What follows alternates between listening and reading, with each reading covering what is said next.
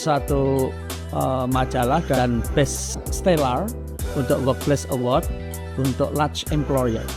Itu menarik melakukan sebuah survei ribuan anak muda, karena anak-anak muda itu baik untuk generasi Y, generasi Z atau X.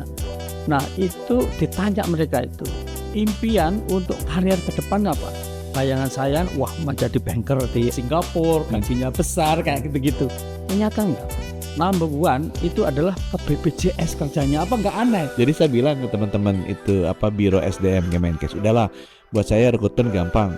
Nanti saya datang aja ke UI atau ke UNAIR, Fakultas Kedokteran Kesehatan Masyarakat atau Jogja atau FKKM. Aku tanya, ngacung yang mau ke Kemenkes. Kalau sampai ngacung paling sedikit, nanti kinerja Biro SDM rendah gitu kan. Kalau ternyata BPJS yang mau ke BPJS ngacung, BPJS ngacungnya banyak, ya udah pasti artinya BPJS reputasi institusinya sebagai tempat bekerja itu bagus. Dan saya sarankan itu lebih bagus lagi.